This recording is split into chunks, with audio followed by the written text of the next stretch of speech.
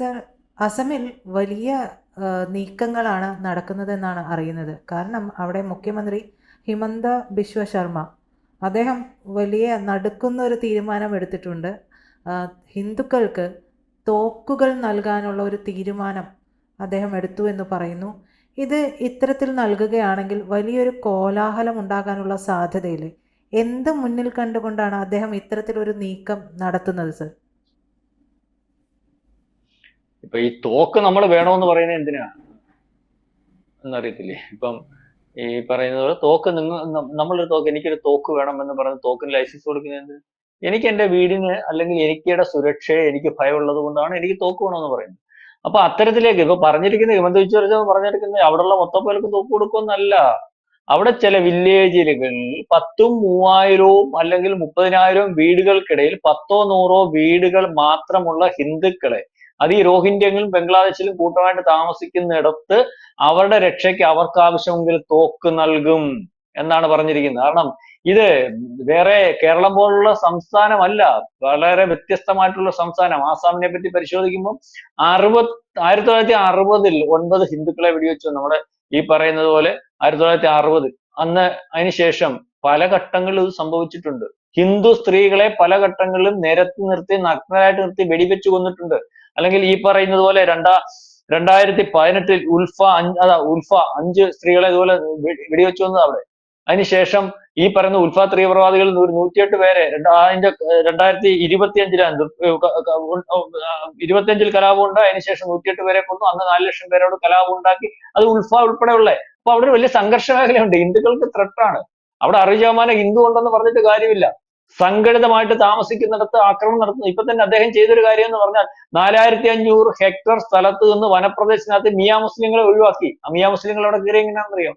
മിയാ മുസ്ലിങ്ങൾ കയറുന്ന വനവാസികളായിട്ടുള്ള 128 പേരെ അവിടുന്ന് അടിച്ചോടിച്ച് അവന്റെ ആ പ്രദേശത്ത് നിന്ന് അടിച്ചോടിച്ചാൽ ഇതുപോലെ പല പ്രദേശങ്ങളും കൈയടക്കിയേക്കും. ഇവരെ പുറത്താക്കിക്കൊണ്ടിരിക്കുകയാണ്. ഇവരെ പുറത്താക്കിക്കൊണ്ടിരിക്കുമ്പോൾ ഇവർ വിഷയങ്ങൾ ഉണ്ടാക്കും. മാത്രമല്ല വിഷയങ്ങൾ ഉണ്ടാക്കുമെന്ന് പറയാൻ കാരണം അവിടെ നിലനിൽപ്പിന്റെ ഭാഗമായിട്ടുള്ള വിഷയങ്ങൾ മാത്രമല്ല, യാതൊരു കാരണവശാലും 5 പൈസയുടെ ഗൗരവ വിദ്യാഭ്യാസം ഇല്ലാത്ത ആൾക്കാരുമാണ്. അതുകൊണ്ടാണ് ഈ പറയുന്നത് പോലെ തോക്ക് കൊടുക്കുമെന്ന് അദ്ദേഹം പറഞ്ഞിരിക്കുന്നത്. അവിടെ വലിയൊരു ഡ്രൈവ് നടക്കുകയല്ലേ? അവിടെ ഒരു വലിയൊരു ഡ്രൈവ് എന്ന് പറഞ്ഞാൽ ഇപ്പൊ തന്നെ 19 ലക്ഷം പേരെ ഈ പറയുന്നത് പോലെ അവിടുത്തതല്ലാത്തവരെ കണ്ടെത്തി അവരെ പുറത്താക്കുന്നതിന് വേണ്ടി തീരുമാനിക്കുകയും ആ പുറത്താക്കുന്നതിന്റെ കൂട്ടത്തിൽ ഹിന്ദുക്കൾ ഉണ്ടെങ്കിലും അല്ലെങ്കിൽ ജൈനന്മാരും മറ്റവരെയും മറിച്ചവരെയും ബംഗ്ലാദേശിലാണെങ്കിൽ പോലും അവരുടെ കേസുകൾ മാറ്റി നിർത്തി അവരെ ഇവിടെ നിലനിർത്തുന്നതിന് വേണ്ടി അവരെ ഈ പറയുന്ന പോലെ ബംഗ്ലാദേശിലേക്ക് തിരിച്ചയച്ചാൽ ഒരുപക്ഷെ ഇപ്പൊ ബംഗ്ലാദേശിൽ നടക്കുന്ന ന്യൂനപക്ഷ വേട്ടയുടെ കൂടെ ഇവരായി പോകുന്നുണ്ട്. അവരിവിടെ ഹോൾഡ് ചെയ്യാൻ വേണ്ടി നിൽക്കുകയാണ്. അപ്പൊ ഇതേ രീതിയിലേക്കുള്ള ഒരു വലിയ ഡ്രൈവ് ഈ 19 ലക്ഷം പേരെ വോട്ടേഴ്സ് ലിസ്റ്റിൽ നിന്ന് മാറ്റി അവിടുത്തെ ആൾക്കാരല്ലാതാക്കി അവരെ ഈ പറയുന്ന പോലെ നാട് കടത്തി വിടുന്നതിന് വേണ്ടി ശ്രമിക്കുമ്പോൾ അവിടെ വലിയൊരു പ്രക്ഷോഭമുണ്ട്. അവിടെ പ്രക്ഷോഭം ഉരുണ്ടുകൂടിക്കൊണ്ടിരിക്കുക. നേരത്തെ ഒരു സംഭവം എന്ന് പറഞ്ഞാൽ അറിയാലോ, നമ്മൾ 2-3 മാസം മുമ്പ് 6 മാസമായിട്ടേ കാണത്തുള്ളൂ 30 ദിവസം 30 പെൺകുട്ടികളെ ബലാത്സംഗം ചെയ്തേ, അറിയാവോ? 30 പെൺകുട്ടികൾ ഇവന്മാരുടെ മുമ്പിൽ കൂടെ പോയാൽ ബലാത്സംഗം ചെയ്യും. ആരായിരുന്നു ബലാത്സംഗം? ബംഗ്ലാദേശികളായിരുന്നു. അവന്മാരുടെ മീൻ കച്ചവടത്തിന് കയറി അവരുടെ മുമ്പിൽ കൂടെ നടന്നു പോകുന്ന പെൺപിള്ളേരെ പിടിച്ചാൽ ബലാത്സംഗം ചെയ്യും. എന്ത് ചെയ്യാൻ? അവസാനം അവിടുത്തെ ആൾക്കാർ, മുസ്ലിങ്ങൾ ഉൾപ്പെടെ ഉള്ളവർ അടിച്ച് അടിച്ച് കഥ അറിയത്തില്ലയോ? അവിടെ ഇപ്പൊ മീൻ കച്ചവടം, ഇവന്മാർ എന്തിനു വരുന്നത്? മീൻ കച്ചവടത്തിന് വരുന്നത്. എന്നിട്ട് ഇമാരി അവിടെ ഹോൾഡ് ആവോ, ഇമാര് തോന്നിവാസം കാണിക്കോ, അവിടെ കയ്യേറുവോ, അവിടെ ജീവിക്കോ? അവസാനം അടിച്ചു അവിടുത്തെ മീൻ കച്ചവടം ഇപ്പൊ ഗുജറാത്തിൽ നിന്നും അല്ല മറ്റ് എനിക്ക് തോന്നുന്നു ഛത്തീസ്ഗഡ് ആ സംസ്ഥാനങ്ങളിലൊക്കെ മീൻ കച്ചവടക്കാരാണ്, നമ്മുടെ പ്രദേശത്തുള്ള മീൻ കച്ചവടക്കാരാണ്. അപ്പൊ ഇതേ രീതിയിലൊക്കെയുള്ള നീക്കമാണ് അവിടെ നടക്കുന്നത്. നമ്മൾ ഇവിടുത്തെ ഉള്ളവന്മാർ ഇവിടെ ഇപ്പൊ ഓരോരുത്തരെ ഈ നമ്മുടെ കുറെ പത്രങ്ങളും മറ്റവരും മറിച്ചവരും ഹിന്ദുക്കൾക്ക് തോക്ക് കൊടുത്താൽ അവർ വെടിവെച്ച് കൊല്ലത്തില്ലേ മുസ്ലിങ്ങളെ എന്നുള്ള രീതിയിൽ അവരൊന്നും അറിഞ്ഞില്ലെന്ന് തോന്നി കാര്യം. വാർത്തയൊന്നും നമ്മുടെ മെയിൻ സ്ട്രീം മാധ്യമങ്ങളിലൊന്നും വന്നിട്ട് അറിഞ്ഞില്ലെന്ന് തോന്നുന്നു. ഇതേ രീതിയിലൊക്കെ ചർച്ച. പക്ഷെ അതല്ല അവിടുത്തെ അവസ്ഥ. അവിടെ ഈ പറയുന്നത് പോലെ മാന്യമായിട്ട് ജീവിക്കാനോ മാന്യമായിട്ട് അല്ലെങ്കിൽ മറ്റ് സംസ്ഥാനങ്ങളിലെ കൂട്ട് ഒന്നും ഒക്കുന്ന ഒരു അവസ്ഥയില്ല. യോഗി ഇത് നേരത്തെ പറഞ്ഞില്ലേ, ഈ പറഞ്ഞതുപോലെ ഇതുപോലെ കൂട്ടമായിട്ട് താമസിക്കുന്നിടത്ത് ന്യൂനപക്ഷമായിട്ടുള്ള അല്ലെങ്കിൽ താമസിക്കുന്ന ആൾക്കാരുണ്ടെങ്കിൽ അവരുടെ സുരക്ഷയ്ക്ക് തോക്ക് കൊടുക്കാന്ന് പറഞ്ഞില്ലേ. കാശ്മീരിൽ നേരത്തെ കൊടുത്തിരിക്കുകയല്ലേ. ഇത് വലിയ വാർത്തയൊന്നും അല്ല. ആ കാശ്മീരിൽ എന്ന് പറഞ്ഞാൽ ഭീകരവാദികളെ നേരിടുന്നതിന് വേണ്ടി ഗ്രാമവാസികളെ നമ്മുടെ സൈന്യം ഉപയോഗിക്കുന്നുണ്ട്. അവരുടെ സുരക്ഷയ്ക്ക് വേണ്ടി അവിടെ കൊടുത്തിട്ടുണ്ട്. അതിന് ജാതി മതവും പറഞ്ഞില്ല. ഇവിടെ ഇപ്പൊ ഹിന്ദുക്കൾക്ക് അത് വേണ്ടി വന്ന് നാളെ കാലത്ത് ഇതുപോലെ അക്രമകാരികളായിട്ടുള്ള ഒരു 30,000 വീടിനൊക്കെ ഒരു 4-5 മുസ്ലിം കൂട്ടർ വന്ന് അവർക്ക് പ്രശ്നമുണ്ടെങ്കിൽ അവർക്കും കൊടുക്കും. അത് ഇന്ത്യ മതേതര ജനാധിപത്യമല്ലേ. പക്ഷെ അവർക്ക് കൊടുക്കുമ്പോൾ വലിയ കാര്യവും ഇവർക്ക് കൊടുക്കുമ്പോൾ വലിയ കുറഞ്ഞ കാര്യവും ഒക്കെ ആയിട്ട് മാറും. അതായത് ഈ രീതിയിലേക്കുള്ള ഒരു സംസ്ഥാനം മാത്രവുമല്ല, ഇന്ത്യക്കകത്ത് ഇപ്പം പല സംസ്ഥാനങ്ങളിലും ഈ ഡ്രൈവ് നടക്കുന്നെങ്കിലും ഇതിനൊക്കെ മുമ്പേ തന്നെ, ഒരുപക്ഷെ ബംഗ്ലാദേശ് അട്ടിമറിക്ക് മുമ്പേ തന്നെ ഈ പറയുന്നത് പോലെ 71 ശേഷമുള്ള ജനങ്ങൾ അവിടെ വേണ്ടാന്ന് അവിടുത്തെ മുസ്ലിങ്ങൾ ഉൾപ്പെടെയുള്ള ആൾക്കാർ തീരുമാനിച്ച് മുന്നോട്ട് പോകുന്ന ഒരു അവസ്ഥയുണ്ട്. അതായത് 71 ശേഷം അവിടെ കയറി ഈ ബംഗ്ലാദേശിലെ റോഹിംഗ്യകളും അല്ലെങ്കിൽ അവിടെ നിന്നുള്ളവരാണ് ആ പ്രദേശവാസികൾക്ക് പ്രശ്നം, അവരെ അടിച്ചമർത്തുകയാണ്. ഞാൻ ഈ പറഞ്ഞതുപോലെ മിയാ മുസ്ലിങ്ങളെ ഇപ്പൊ ഒഴിവാക്കിയപ്പോ 125 ഈ പറയുന്ന ആ രാജ്യത്തുള്ളവർ അവിടെ സ്ഥലത്തുനിന്ന് അവരെ ഓടിച്ചു. അപ്പൊ ഇതിൽ അവിടെ മുസ്ലിങ്ങളും ഹിന്ദുക്കളും എല്ലാവരും അവിടുന്ന് അല്ലാത്തവൻ, അത് വെളിയിൽ നിന്ന് കയറിയവൻ, അവർക്ക് വേണ്ടാന്നുള്ള രീതിയിൽ സമരം ചെയ്യുന്നുണ്ട്. അപ്പം ആ രീതിയിലേക്കുള്ള നീക്കം അവിടെ നടന്നുകൊണ്ടിരിക്കുകയാണ്. അപ്പൊ അത്തരത്തിലേക്കുള്ള ആക്രമണങ്ങൾ ഒരുപക്ഷെ 60 തൊട്ട് ഈ പറയുന്ന സമയം വരെ ഹിന്ദുക്കൾക്ക് താമസിക്കാൻ പറ്റാത്ത അല്ലെങ്കിൽ അത്രയ്ക്ക് സുരക്ഷിതമല്ലാത്ത മേഖലയുണ്ട്, അല്ലെങ്കിൽ ആ മേഖലയിലുള്ള ആൾക്കാർക്കാണ് ഹിമന്ത ബിശ്വ ശർമ്മ പറഞ്ഞത് ആവശ്യമെങ്കിൽ അവർക്ക് തോക്ക് കൊടുക്കുന്ന ഒരവസ്ഥയുണ്ടാകും. അതായത് അവിടെ ഒരു കലാപം ഉരുത്തിരിയുന്നു. കലാപം എന്ന് പറഞ്ഞാൽ ഈ ഡ്രൈവിന്റെ കെയർ ഓഫിൽ അതിപ്പോ പൊട്ടിപ്പുറപ്പെടാൻ സാധ്യതയുണ്ട്. അത് പൊട്ടിപ്പുറപ്പെടുവിക്കുന്നതിന് വേണ്ടി ചില ബാഹ്യശക്തികൾ, അത് പ്രതിപക്ഷ നേതാവ് ഉൾപ്പെടെയുള്ളവർ അതിന്റെ പുറകിലുണ്ട്. അപ്പം ആക്രമിക്കാൻ ഏറ്റവും ആദ്യം സാധ്യതയുള്ളത് ഇതുപോലെ ന്യൂനപക്ഷമായിട്ട് ഇവർക്കിടയിൽ താമസിക്കുന്ന ആൾക്കാരെയാണ്.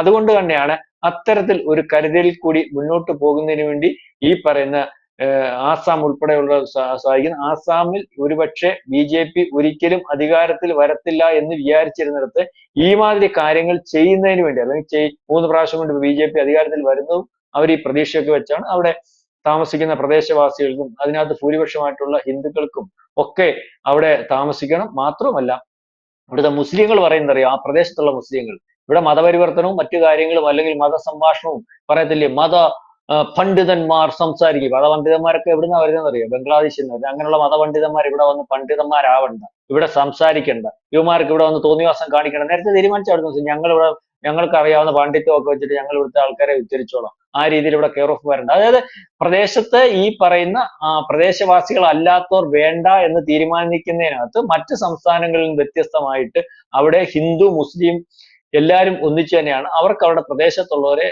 ഹിന്ദുക്കളും മുസ്ലിങ്ങളും അല്ലെങ്കിൽ അത്തരത്തിലുള്ളവർ വെളിയിൽ നിന്ന് കടന്നു കയറിയിട്ടുള്ളവർ വേണ്ട. അവർ തന്നെയാണ് ഈ പ്രശ്നക്കാർ, അവർ തന്നെയാണ് ഈ പല കച്ചവടവുമായിട്ട് അവിടെ വന്നിരിക്കുന്നത്, അവർ തന്നെയാണ് ഈ സ്ത്രീകളെ ഉപദ്രവിക്കുന്നത്, അവർ തന്നെയാണ് ഇവിടെ വസ്തുക്കൾ കൈയേറുന്നത്. അപ്പൊ അത്തരത്തിലുള്ളവരുടെ ഭാഗത്തു നിന്നും ഈ പറയുന്ന ഡ്രൈവ് നടക്കുമ്പോൾ ആക്രമണത്തിനുള്ള സാധ്യത അല്ലെങ്കിൽ അതിന് കോപ്പ് കൂട്ടുന്നതിന് സാധ്യത, അവരവിടെ വരുന്നതിന് വേണ്ടി അവരെ സഹായിച്ചവരുടെ അല്ലെങ്കിൽ അവരുടെ ഒരു സഹായം ഒക്കെ ഉണ്ടാവും. അപ്പം അത് ഇതിനു വേണ്ടി അതിർത്തി സംസ്ഥാനം കൂടി ആയതുകൊണ്ട് അതിനുവേണ്ടി സുരക്ഷ ഒരുക്കുന്നതിന് വേണ്ടി ഒരു വലിയ കരുത്തുറ്റ ഭരണാധികാരിയാണ്. ഒരുപക്ഷെ യോഗിയുടെ ഒക്കെ ആ ലെവലിൽ നമുക്ക് നിരത്തി നിർത്തുമ്പോൾ 1 യോഗി, 2 ഹിമന്ത് ബിശ്വ ശർമ്മ എന്നൊക്കെ പറയാവുന്ന രീതിയിലുള്ള കരുത്തുറ്റ ഒരു ഭരണാധികാരിയാണ്.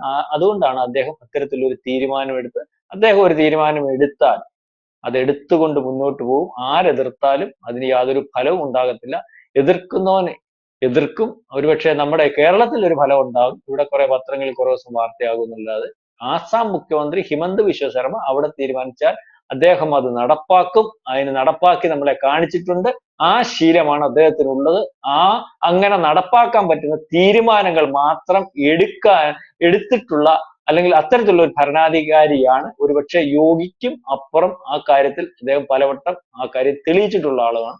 അപ്പം തോക്ക് വേണമെങ്കിൽ തോക്ക് കൊടുക്കും. ഇത് ഞാനീ പറഞ്ഞതുപോലെ കാശ്മീരിൽ കൊടുത്തിട്ടുണ്ട്, യോഗി ആലോചിച്ചിട്ടുണ്ട്. ഒരുപക്ഷെ ഹിമന്ത ബിശ്വ ശർമ്മ ഈ കാര്യം പറയുന്നതിന് മുമ്പ് വളരെ കാലം മുമ്പേ ഈ പറയുന്ന സംഘപരിവാറും മറ്റു ചില രാഷ്ട്രീയ പാർട്ടികളും ഒക്കെ ഇവർക്ക് തോക്ക് കൊടുക്കണം സുരക്ഷയ്ക്ക് വേണ്ടി എന്ന് പറഞ്ഞ പല വർത്തമാനങ്ങളും പറഞ്ഞിട്ടുമുണ്ട്. നമ്മുടെ ഇവിടുത്തെ മാധ്യമങ്ങൾ ഈ ഒരു വാർത്ത കണ്ടിട്ടില്ല എന്ന് പറഞ്ഞത് ശരിയാണെന്ന് തോന്നുന്നു. അല്ലെങ്കിൽ അന്തിച്ചർച്ചകൾക്ക് ഈ ഒരു വിഷയം ഉണ്ടായേനെ. അടുപ്പുകൂട്ടി ചാനൽ ഇനിയിപ്പോൾ ഒരു 10-20ഓളം ദിവസം ഇതിൻ്റെ പുറത്ത് ചർച്ചയും നടത്തിയേനെ. പക്ഷേ ഇതിൽ സാറ് പറഞ്ഞത് തന്നെയാണ് വാസ്തവം. ഹിമന്ത ബിശ്വ ശർമ്മ പല കാര്യങ്ങളും നടപ്പാക്കി കാണിച്ചിട്ടുള്ള ഒരു മുഖ്യമന്ത്രിയാണ്, ആർജവമുള്ള ഒരു മുഖ്യമന്ത്രി തന്നെയാണ്. അവിടുത്തെ ജനങ്ങളുടെ സുരക്ഷ കണക്കിലെടുത്തുകൊണ്ട് തന്നെയാണ് അദ്ദേഹം ഈ ഒരു തീരുമാനം എടുത്തിരിക്കുന്നതെന്ന് വ്യക്തമാണ്. നന്ദി സർ.